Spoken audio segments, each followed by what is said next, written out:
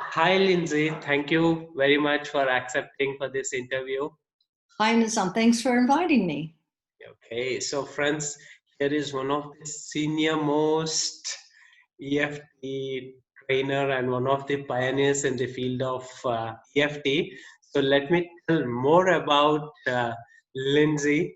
For over 35 years, Lindsay has been helping people lose weight, improve their health, increase their self-esteem, find their ideal partners, and become more effective in life.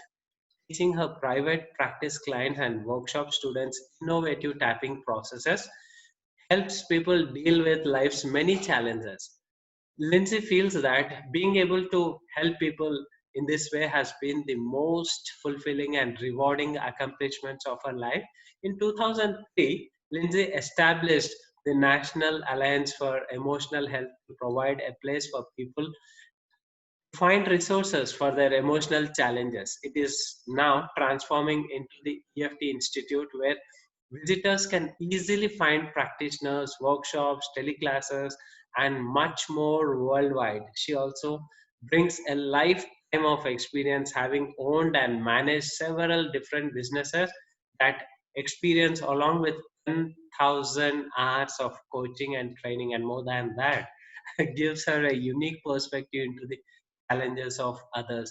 Lindsay strives to provide outstanding client support, many free resources, and affordable pricing options for a wealth of products and services.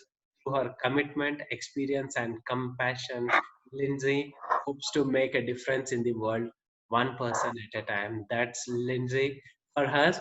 So let us know more about her from her own words. So, Lindsay, please tell us, like, how did you get into EFT?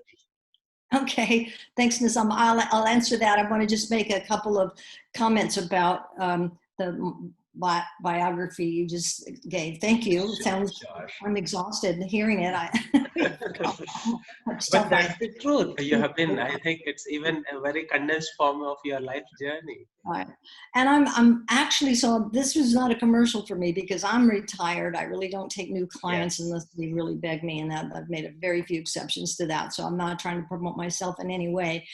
The My business was turned over to a group of my advanced pro EFT practitioners, and that website you mentioned of EFT Institute, it's the Pro EFT Institute, PRO EFT Institute. Institute. That pro stands for Progressive uh, uh, Progressive training, progressive tapping, and it's continually professional. A lot of words that begin with proficient pro. So we use that because it's a few steps up from basic EFT, which most people start with and learn about. But in my business, my practice, and my workshops, they started at a higher level, and even beginners that knew nothing about it. So how I got into it was about 2000. It was not far from the 9/11 event here in the United States, which had nothing to do with me getting into tapping. I have a very happy life, a great relationship with my husband of 32 years, and I had a coaching practice at the time with relationships and businesses, and I was just really happy living in San Francisco. But I was depressed for no particular reason. I just felt this heavy, horrible sense of not impending doom, but my own self worthlessness. Um, Mostly, I just couldn't quite figure it out. Now, at the same time, I was having horrific, for the first time, horrific migraine headaches. And if anybody's gone through that, you know that it's just unbearable. And between those two things, I mean, one might have caused the other. I'm not sure. I was just so hopeless after going from doctor to doctor to doctor that I decided I was going to take my own life. And that's not a small decision like should I buy a red car or a blue car. That's a life altering decision. But I wanted to do it in a way that people wouldn't know I had committed suicide. I couldn't put that burden on my family, my parents, my mother, I mean, and my husband and friends. And so I spent about 90 days trying to come up with a clever way to kill myself. And I've never revealed that. I don't want to put that negative stuff out there. But in that moment when I went, oh, here's how I can do it, I experienced this lightness, this joy, like, oh boy, I can figure it out. They'll never guess I killed myself. And in that moment of clarity, I thought, what's wrong with this picture? The only time I've been happy in the last 3 months or so is when I figure out how to kill myself. So while in that state of almost euphoria, I opened up the Yellow Pages back when we had them. Again, it was in the early 2000s, and I looked for therapy. And it opened up to a psychologist, and one that said smoking cessation, weight issues, depression, suicidal thoughts. And oh, that's the one. It was the first one on the upper left-hand corner of the page. I called, left the message, and they called me back. I said, I'm going to kill myself, but I thought I'd call you first. Call me back if you're available. So the lady called me back and said, get down here right now. I'll fit you in between my other clients. And so I did. And so without any introduction at all, she just heard what I was saying, that I feel worthless. I hate myself. I'm miserable. I get these headaches. I'm depressed. I want to kill myself. And she said, okay, do this. And she's looking on this, like a pad over here. She goes, okay. And she's reading something. Okay, so do this. And she's trying to get her hand in the right position. So even though I feel terrible and I hate myself, I love myself. And I said, no, I can't say that. I don't love myself. I just told you I hate myself. And she said, okay, we'll say you want to love yourself. So I said, I don't. I really don't even. So she had me say, I want to love myself. I go, okay, fine. I want to love myself, blah, blah. And she goes, tap here, tap here, tap here, do this. And I'm going, I'm tapping and crying my eyes out. I go, this is the stupidest thing I've ever heard of. What? She goes, thank you for sharing. Keep tapping. And so when she asked me my intensity, how bad is this on a scale of 1 to 10, 10 being really horrible, I said, it's a 20. I'm going to leave here and go kill myself. So after about 2 rounds of this, and I'm sniffling now instead of sobbing, she said, now what's your number? And I said, well, it's like an 8, but that's only because I've just been crying it all out. She goes, no, that's not it. Keep tapping. So we did another few rounds. And I'd say the total of maybe 20 minutes with a woman who I found out later didn't really know what she was doing. She just had completed a 2-hour course on tapping. She was a therapist, and she's reading off of this Xeroxed, copied cheat sheet what you should say and do. And I didn't find that out until much later because I was getting the results, so it didn't matter. But after a few rounds, somewhere between 15, 20 minutes, I said, gosh, I can't believe this. Not only is that heaviness and those suicidal thoughts gone, I feel really light and happy and good about myself. What did you just do? And she goes, oh, don't worry, just go have a nice life or something, to give me $100. And I gladly paid her. And I was telling somebody else about this, and well, let me make this shorten the story. I had 2 other incidences in the next 2 weeks, going to an acupuncturist for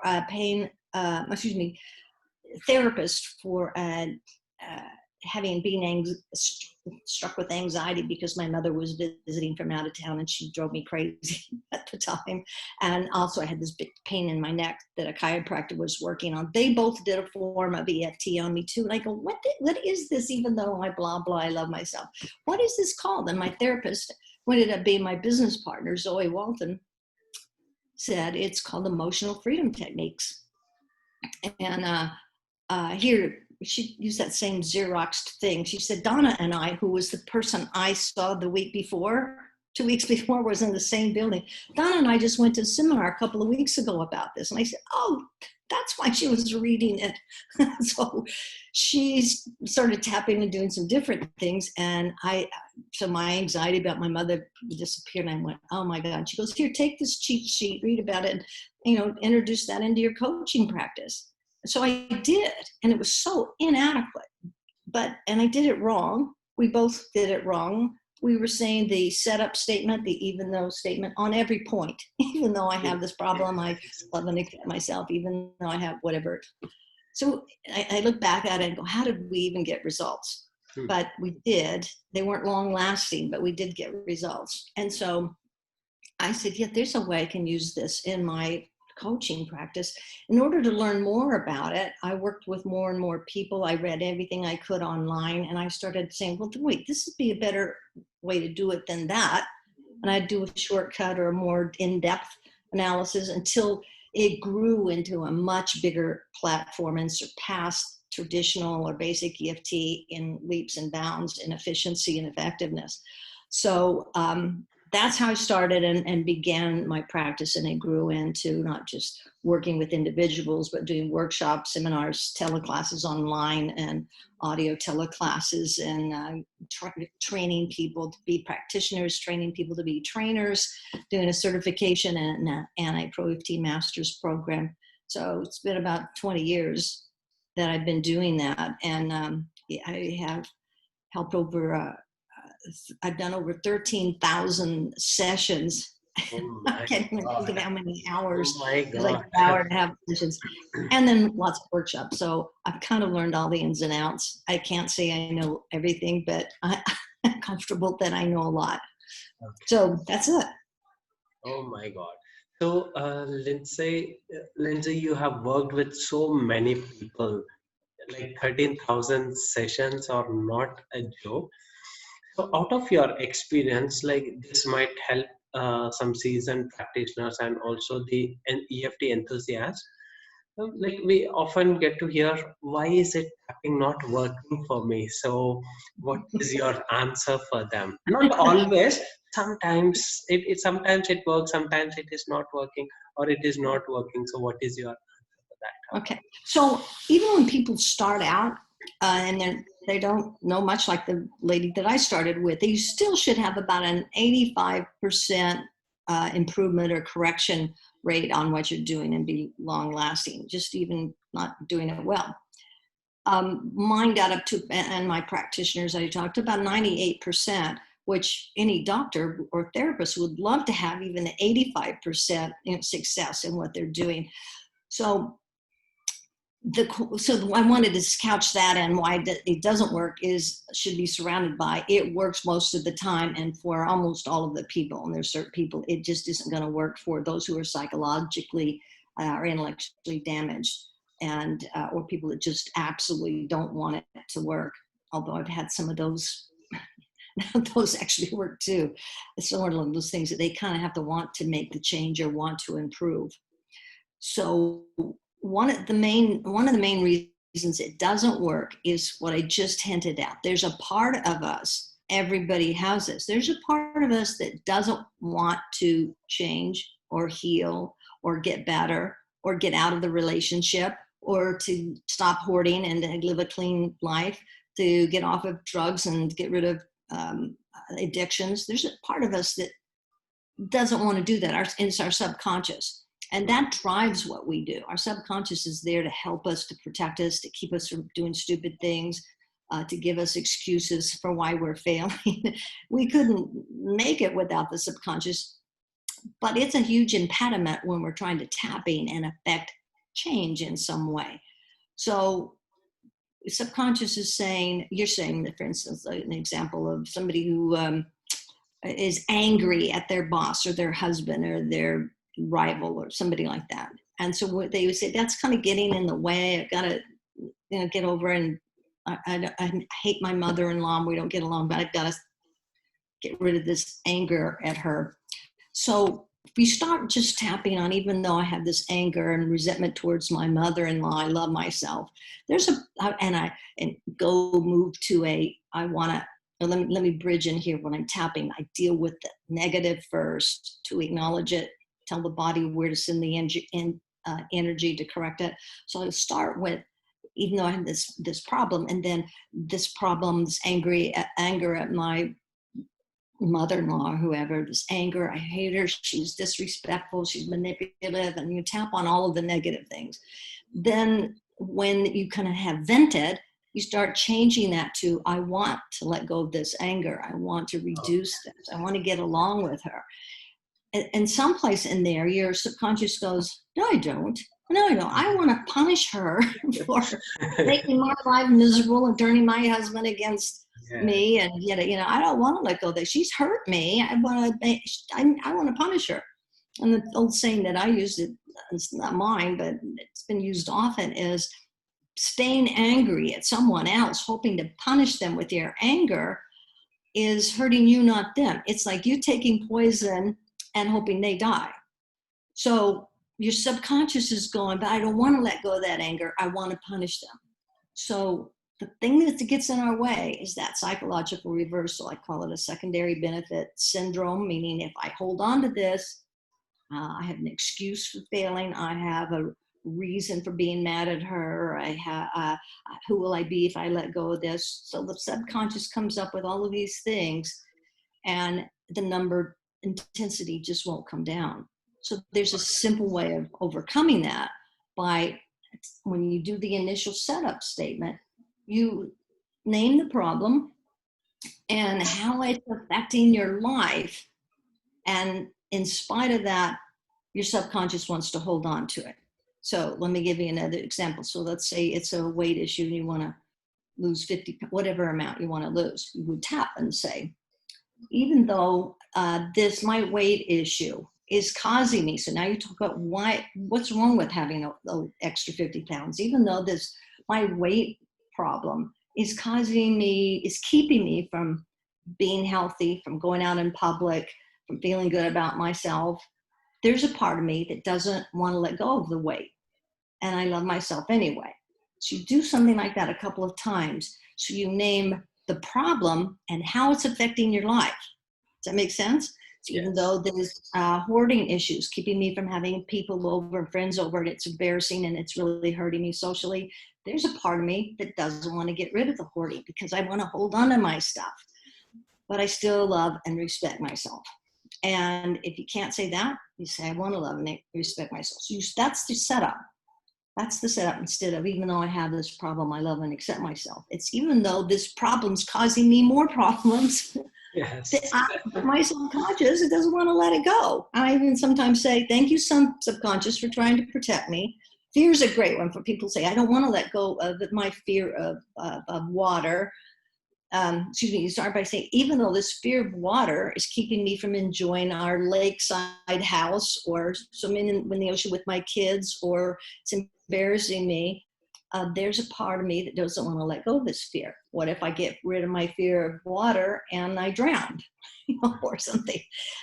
So you acknowledge it and say, even though it's a problem and I haven't been able to fix it, I still love myself. It's not a personality flaw or character flaw. It's just your subconscious trying to protect you. Then you tap. It doesn't get rid of the problem, Nizam, you know that. It gets rid of the impediment to the problem. So then you tap on my fear of water, whatever yours, my anger at my mother, or blah, blah, blah. You tap on that until you're down to a zero. And an easier way to do that is, a systematic way to do that is start with, I said, the negative. We call revenge tapping or vent tapping. And you just say that all the icky stuff. I hate him. I want to push him off a cliff. Whatever you want to say, blah. Just get in. It feels good to get it out. Say things you wouldn't normally say. And I do have people say, I want to pull that person's arms and legs off. Yes. Doesn't matter. You're just venting. And then the next couple of rounds, you can address how you're feeling. You feel horrible about this. I don't like this issue. It's really coming between me and my husband and I.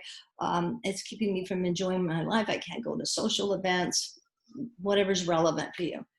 Take a deep breath. You reassess your intensity. It should be down to at least an 8. Usually goes 10 to an 8 to about a 6, and then down in a pattern like that for most people. If it doesn't do that for you, that's okay. But if it doesn't move, you still have a reversal. But then on the 3rd or 4th round, then you start entering the desire statement. I want to let this go.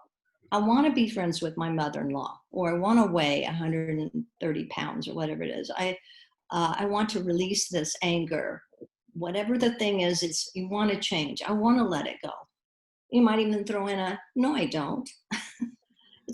This is working really well for me. No, it's not. This is an important point, a stress point. It's not working well for me. So I want to let it go. I want to accept her. I want to forgive her or him. And then you start seeing, you just keep doing that until you get to zero. And a lot of people will say, well, I feel much better. That's not your goal. The goal is to be completely rid of the issue. So you keep going till you're at a zero. It's a long answer to your question, wasn't it? Yes, and it was wonderful. Well, thank you. And Lindsay, you have worked with thousands of people. So what is the common problem in people's life you have observed and Okay, I would just share say two or three major things. One is a lot of people, they don't come in and actually say it this way, but it usually boils down to this, that they can't move on in their life. They get stuck. They just go, I can't, I can't seem to get out of my relationship. I'm afraid to get out of my relationship. I don't know how to do it. I can't seem to lose this weight. I've tried everything. I can't lose the weight. I really want to change careers, but I know this job so well, and so I'm not sure I want to move on to something else, or what. It could be anything. So that's a stuck issue. Procrastination is a stuck issue. Being late all the time is a stuck issue. Not getting what you want or getting rid of what you don't want. You're stuck with that. Does that sound familiar? Yes. We've all had that. And I don't know why I just keep doing the same thing over and over. I don't know why I keep choosing the wrong life partner for myself. I always attract men who, disrespect me. Stuck issues. So that's a huge category. And then that category, actually, that stuff boils down to another big issue, which is fear. Fear, anxiety, and stress go together, as a lot of emotions do. Like anger hardly ever it stands alone. There's usually anger and resentment. So fear and anxiety, stress and anxiety go together. So the fear of any fear out there, fear of flying, public speaking, fear of like a social anxiety disorder, it's all about not having control, being the fear of losing control. So in this time of pandemic, and I hope by the time somebody's watching this, we don't have that anymore. But there's people say, oh, I just don't know what's going to happen down the line. I don't know where I'm going to be in the fall or the winter. That uncertainty causes fear and anxiety. Nobody knows, even without a pandemic. You don't know when you're going to get a cancer diagnosis, when your loved one's going to get run over by a truck, or all the horrible things that can happen. So people fret about that, and it causes fear and anxiety. Fear and anxiety is caused by the unknown, and the unknown creates anxiety because you have no control of the unknown. So tapping on the fear and letting go of the fear and becoming, not just letting go of the negative, that you don't say, I don't want to fear anymore. You say, I want to release the fear. I want to be fearless. I want to feel confident. I want to know that here's a big secret, Nizan. I think this was the bottom line objective with all of my clients, regardless of what the issue was this one. It doesn't matter what tomorrow may bring, because I have the confidence that I have the resources to deal with it. So that's true. And they go, well, how do I know that? And I go, because you're here. You took one of the resources is seeking help. You had the ability to reach out and ask. That's a resource. Your family's a resource. Your intelligence, your experience, your history, your talents, they're all resources. Google is a resource. And so when we get in trouble, we tap into our resources and don't give ourselves credit for that. So the way you can handle a hurricane or an earthquake or a pandemic or something is because you've already done it. Most people have faced a ton of adversity in their life. The difference is going into something and trying to handle it in fear of what if this doesn't work, and then what if tomorrow I still have this problem, and all of that, as opposed to, I got this. I've got this. Now you can't just say that and have it work. You've got to do that along with the tapping away the negative, the fear, the anxiety, and all whatever, and tapping into the belief and trust in yourself. or even for some people, it's, I don't have any personal resources. I'm not a strong person. I'm timid. I can't. Maybe you have somebody else in your life that is resourceful and strong. At least I have my wife or my husband or my children or parents or friends. That's a resource. So you still tap in, you're just changing, kind of reprogramming your brain to the truth as opposed to the untruth, which is what I don't know. I can't protect myself. I can't, I have to know what's going on in order to be safe, which just isn't true. We can't know. Just, we can know what's going on right now, but not a minute from now. So did that answer your question? Yes, yes, Lindsay. Sometimes a little, but there's so much. This is such a information rich field. There's, I mean, I just learned, people say, oh, I found out you can tap on attracting a life partner. How do I do that? And getting rid of varicose veins and getting rid of not migraines. So by the way, after my initial thing, I tapped on a migraine coming on and never had another migraine. I was brand new at this. So yeah, I'm a big fan. Right. And Linda, over period of your experience, and you have um, discovered, or should I say, invented wonderful protocols for EFT and gifted to the EFT world. So let's see one by one, and I want to know more about it. And definitely, a lot of people would get benefited by understanding. So the first one, I have seen about reversals. You have created secondary benefit syndrome and general polarity reversal. So first, could you please explain about the psychological reversal, and how are they different from the traditional way, and what is the secondary benefit syndrome is all about? That's the one I've just been Oh, talking about. you That's have what we call explained it. already. The Okay, okay. secondary Got it. benefit is, so your subconscious is saying this is the benefit. If I hold on to this problem, it gives me an excuse for not losing weight. I can say I've tried everything. So that. So the benefit is I can use this illness for not doing something. So that's the benefit. The other reversal is a little bit more complex, but I'll just hit on it. The polarity reversal, completely different. They just happen to have the same words, and it's based on our energy system, which travels in the northern hemisphere, I believe, counterclockwise. It's not important. It's just the other hemisphere goes the other way, and so things can interrupt that direction of the energy and cause little kinks in our system that slow down our physical energy. And you can tell if you have a polarity reversal on the days when you go, oh, I can't think straight today. Keep bumping, and you go through a door and you hit your shoulder on the door and you go, you keep dropping your pens or pencils or looking for things and you stumble over, you just feel off.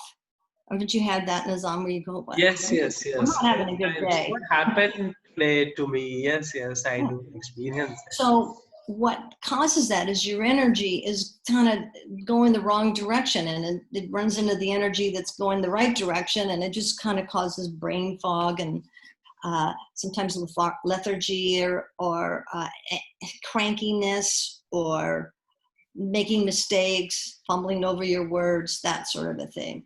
And the good news is it's fairly easy to correct. Ready for this? This doesn't, depending on the situation, this doesn't work on all of these, but if you just stop during the day and tap here like this, and you don't have to say anything, you tap here for 20 seconds and count them. I mean, look at your clock and count them. That simple process, you do it this way, you can do it this way. This is the point, and you do your hands together, you'll hit it.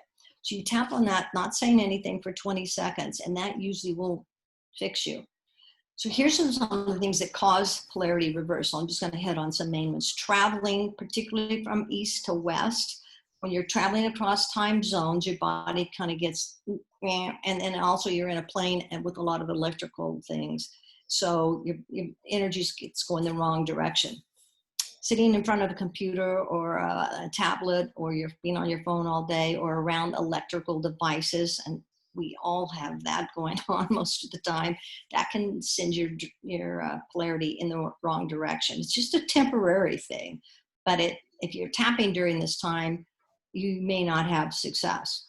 Another thing is dehydration. If you don't have enough water in your system to carry, water is a what's the right word, carrier for I'm having one of those brain fart things. A conductor. Water's a conductor for electricity. So if you don't have enough hydration in your system, you'd be reversed. Alcohol, drugs, other things like that in your system can cause it. Insomnia can cause it, over stress and anxiety at work. So those sort of things that just think about what's interrupting me. So if you tap on this and you don't have a reversal, it's not going to, a polarity reversal, it's not going to hurt anything. So on those days you just are off, just tap on this. And another tip, if you are flying somewhere, regardless of the direction, every hour on the hour on the plane, do this for 20 seconds and you won't have jet lag. Wow, that's awesome. Your body's then adjusting as it's going. And people that travel a lot know how hard that is, to the first couple of days in a location. And if you forget to tap on it in your sleep or something, then just pick it up when you're awake, and when you get there, that'll just help correct that problem. Awesome. Oh, then you were going to ask me about some other processes. Yes. You have to keep me in line, Ms. Ami. Yes. You have created so many protocols. So could you please explain what is this Pro EFT muscle testing? Well, on a video call, it's a little harder to explain, but when we have a negative, and we call them a significant emotional event, it causes a little shock in our energy system. As I mentioned, the energy is going around in your body. It's electricity, and we measure with EKGs and EEGs with the heart and the brain. So it's not a woo-woo term. We have energy in our system. And when you have something shocking that happens to you, even a pain, you hurt your finger, or somebody yells at you, or you get fired, or you find that bad news, all of that makes a little kink in those meridians that are running around, those energy pathways. They aren't physical forms like your veins. It's just energy pathways. And something gets in the way of that energy, makes a little kink in your system. So a way to measure that is through muscle testing. And this is hard to do on a video call, but in the workshop, I have people put their one hand on top of their head, and then the other hand, they either stretch out like this, but another way to do it is to put your ring finger and your thumb together like this, and have while your hand is down on your head, either hand, like this. You're making a contact with that DU20. It's called the DU20 meridian point on the top of your head. And then you have somebody else try to pull your finger apart. Without your hand up there, that should be a very strong connection. You can kind of do it yourself this way. Yeah. Pull your finger through. And so it would be strong with your hand down. If you turn your hand up, anybody can pull your fingers apart, by putting there like this, or doing it yourself this way, which is hard to do when you have your hand up there. Another way to do it is by yourself like this, but is asking questions, yes and no questions. So it should be strong. Your muscle there is strong when you're doing this. If it's a lie, if I say it's a sunny day here, it'd be strong. If I say it's cool and rainy, it would go through, which is false. The point of that, the way that's used in tapping, is to demonstrate the energy system so people can kind of see it, so to speak. And if they understand then that a negative thought, I ask people then, think of something you hate to do. Just think of it, and then I muscle test them, and they're weak on it, and they go, wow. And I go, now think of something you love to do, and they're strong. Think of somebody you hate or have a problem with. They're weak. And it's sort of like a lie detector test. I say, You can't say, lie me. I have a test. yeah. And so when the way I use this is at the end of a session, and I say, are you completely done now? You're at a 0. And they go, absolutely. So I'll say, well, let's just see. Or then I go, I think so. That's really a no. But it's better if you muscle test somebody. So I put my fingers there with them. Or if they're remote like we are, I muscle test them myself, which I can do. So you ask them, or you ask yourself, I'm completely over this issue. The problem has been corrected. And if it goes through, which is a no, you say, do I still have some reversal? Oh, that's not it. Do I think other people are going to be upset with me? Oh yeah, that's it. Or I won't have an excuse, or, you can kind of even ask it specific. People have used muscle testing for years to find lost people, like lost children. Are they in the United States? We're going to get into something that's complicated here, but Yes, it's a really yes. cool tool if you've used it, and it's great to demonstrate the energy system. I always do this in a level, 1 workshop when people are just learning about tapping. I do this to demonstrate, and I have them do it with each other, and they all go, "Oh wow!"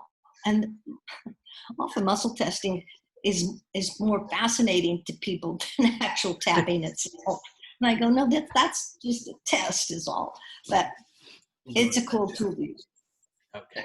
And the name itself fascinated me.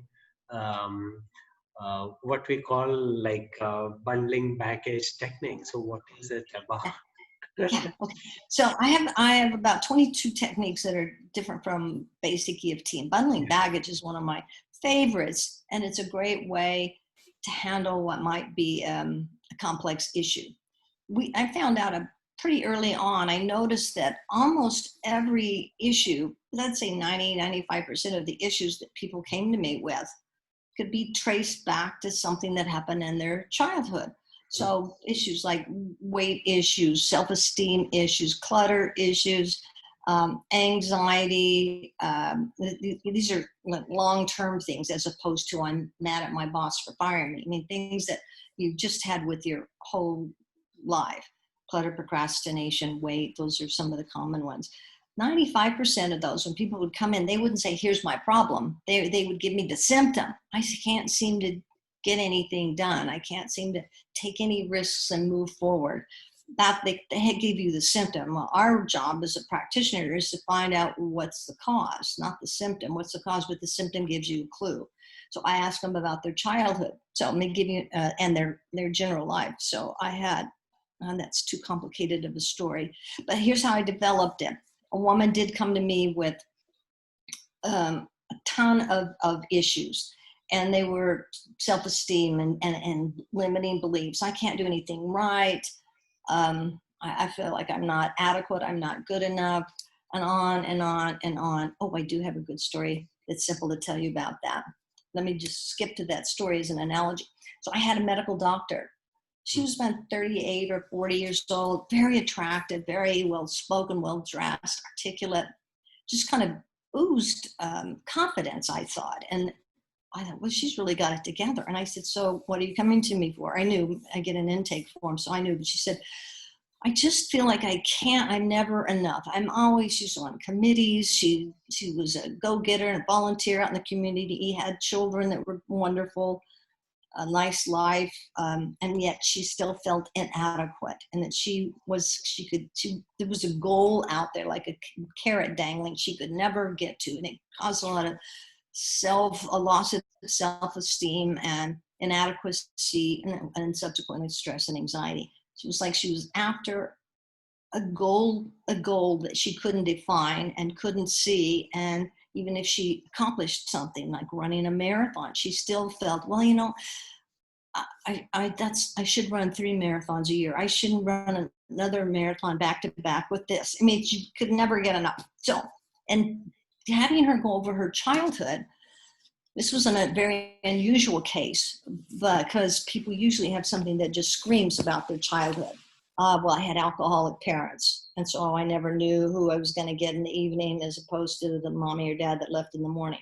Or my parents fought all of the time. Or we moved from place to place to place, and I could never set down roots anywhere. So I didn't have any friends. Or my mom beat me, my dad abused me, or like my mother told me all the time, you're never going to amount to anything. You're stupid, you're worthless, you're lazy, all those kind of things. I didn't think they were true, but I started to believe it. So in this case of this woman, this doctor that had great results in her life that felt inadequate, we go back to her childhood, and she says, I was a great childhood. My parents were wealthy, and I lived a privileged childhood. And both of my parents, one's a psychologist and then the other one's a medical doctor. And I have 3 older brothers. Same thing. One has a PhD in something. The other 2 were medical doctors. And she said, oh, and I had a pony. I had a great life. And I said, so when did you first start feeling inadequate in your childhood? She goes, oh, that's first grade. And I said, what happened in first grade? She said, well, I came home with my very first report card ever. And I had 3 A's and 2 B's. And so I thought that was pretty good. And my mom would be proud of my 3 A's. And her mother said, oh, only 3 A's and 2 B's? Well, that's not very, honey, I expected more of you. Your brothers always brought straight A's pluses home, all the time. And so I think you could do better. Try to do better. Or maybe you just aren't as smart as them, but try harder. And so sort of like with a smile on her face. And so she said that happened every time. So she worked really hard, and then she got 4 A's and a B. And every time her mother said, oh, well, honey, I thought you could do better. Your brothers always brought home A pluses. And so, see if you can get me an A plus. So finally she got an A plus and 3 B's or 3 A's and on and on until finally she brought home a straight A report card. She was so happy. Mom, look, I got straight A's. And her mom looks at it and goes, oh, honey, that's good, but your brothers always brought home A pluses. So that's okay. You're a good girl. We love you anyway. Don't feel bad that you're just getting A's. So she's going, God, what do I have to do to get straight A's? And she finally got straight. I can't believe this story. She finally got A, like maybe in 8th or 9th grade or something. She finally got straight A pluses, like 5 or 6 A pluses. That's it. She goes, Mom, I finally got 5 A's. And her mom says, oh, that's really good. I'm so proud of you. But, your brothers actually, instead of a 4.0, that, they actually did some extracurricular things and got honors beyond that. So strive for that. But this is pretty good, she's going, oh my God, what can I do? So then she goes on to become a doctor and excel. So we tapped away that feeling of rejection and betrayal and disappointment and frustration and sadness and anger over those childhood things. And what I did was bundle those together all of the times. It wasn't one time, it was multiple times. So when there's multiple times and multiple emotions and multiple consequences, you put all of those together. So you're tapping on several emotions at the same time and several actions at the same time or events, and giving that whole bundle a name. So sometimes I imagine a bag that they're putting the stuff in, or packed suitcases or boxes, or a pile of stuff that it's everything that's ever hurt them in their childhood, whether it was about her mother or not, because she also got some rolled eyes from her brother, like, hey, you're not very smart, So all of that together, give it an intensity, do a reversal on it, even though the stuff from my childhood is preventing me from feeling accomplished and good about myself today. I still love and accept myself. So you tap on all of that hurt and pain and rejection and till it's at a 0. And then she goes, wow, that's amazing. It's gone. And she went on about 2 years later and actually won a Pulitzer, excuse me, not a Pulitzer Prize, what's the other one that's a big, a Nobel Prize in medicine. She won just a few years later. And she said, I felt accomplished before that, thanks to you. But, now, I wish my mother could see this. I went, Awesome. that's a little bit there. So can I go on from there? Because there's another story on that. Please. So I in doing this process with somebody, almost all of my innovations and advanced processes can actually be used, some of them by people themselves. It's much better if you have an accomplished practitioner do these things. But one of my clients was working on the trauma of a car accident, and she was so traumatized, which is a general thing. So we were working on, she had wounds and injuries that hadn't improved. It was her fault. So she had guilt and shame. She was still trauma. Every time she heard a loud noise or tires squeaking or a horn, it set her off. So there were a lot of, and she had nightmares and anxiety about it. So we're tapping on on all of this, kind of in a bundle. I said, so what is your number now on that? And she goes, well, do you mean on measuring the trauma, the emotions, the anxiety and the fear and the guilt I feel, or at the actual accident itself, that trauma, the sounds and the noises and the things, or am I measuring how it's affecting me now with weight loss and anxiety and sleep disorders and night sweats, and how it's affecting my relationship? Or is it about how now I'm afraid, I have fear and anxiety about driving? Or is it about how I feel about myself, which is feel like I'm inadequate and I can't do anything right and I'll never get over this? I'm going, oh my God, all of those things. I said, let's tap on all of those together.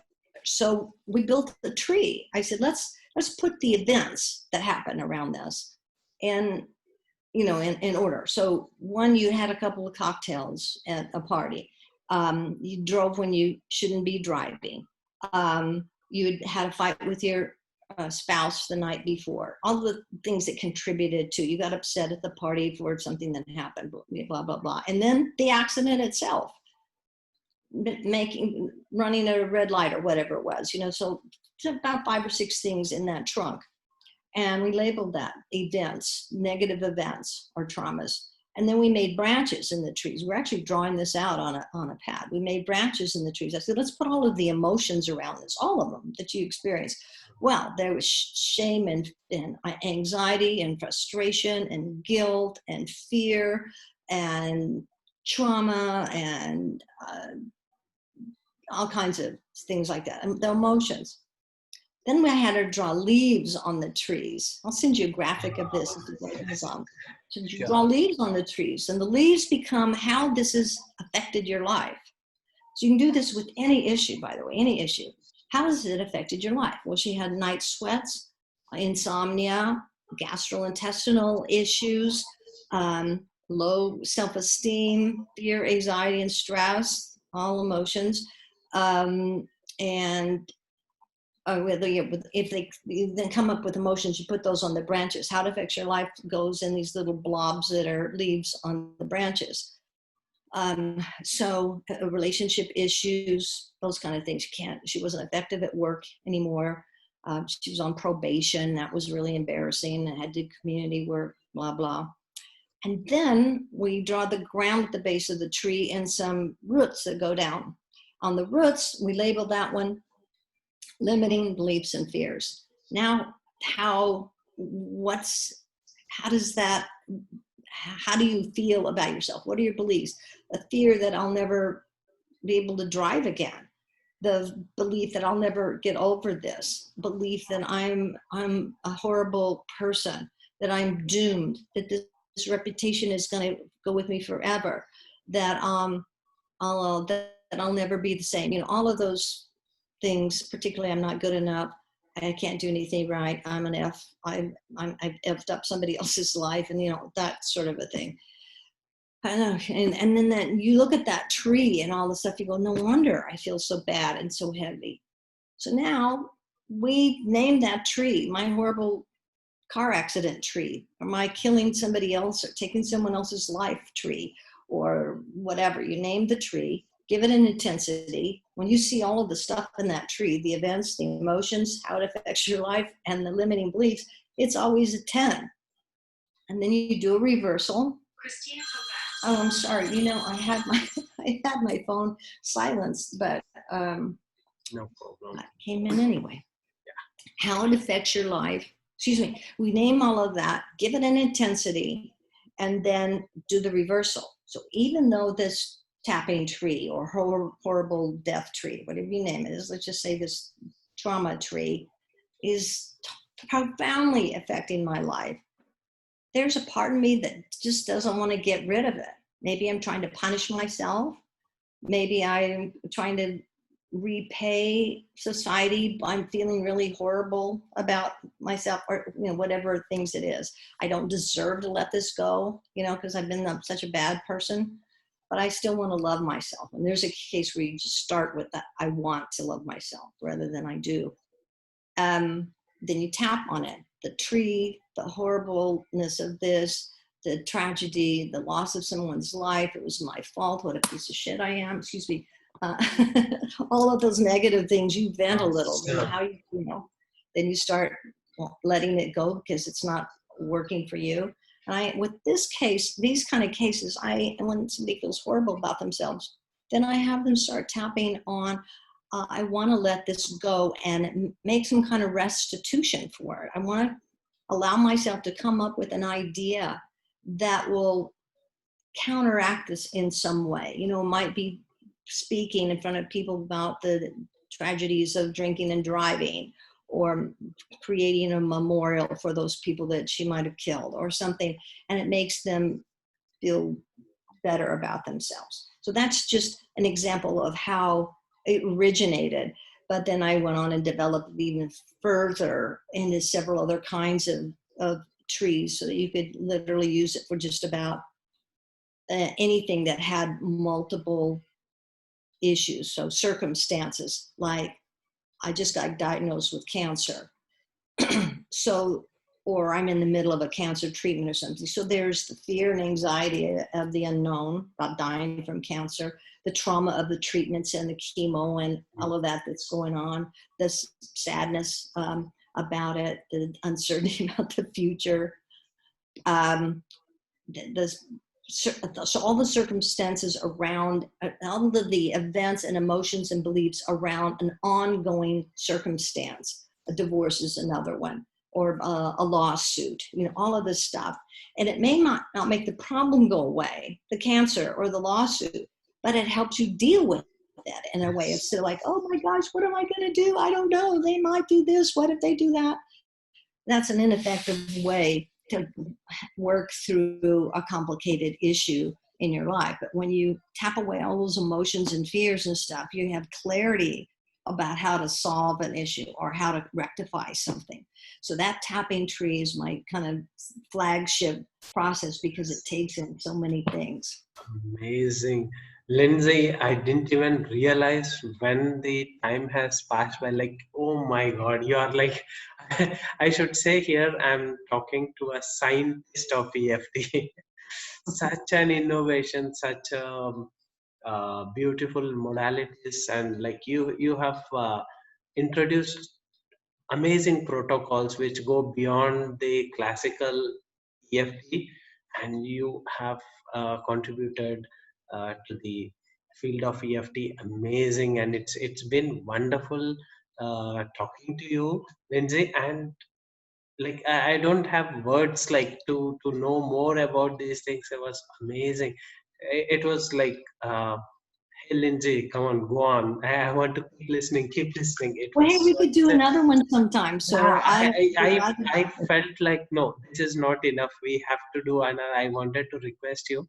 So thanks for giving, like already catching my thoughts well before. It was wonderful talking to you. Thank you Thank very you. much, Lindsay. You've been a great host, and I've enjoyed doing this. I hope it helps somebody out there. Yes, awesome.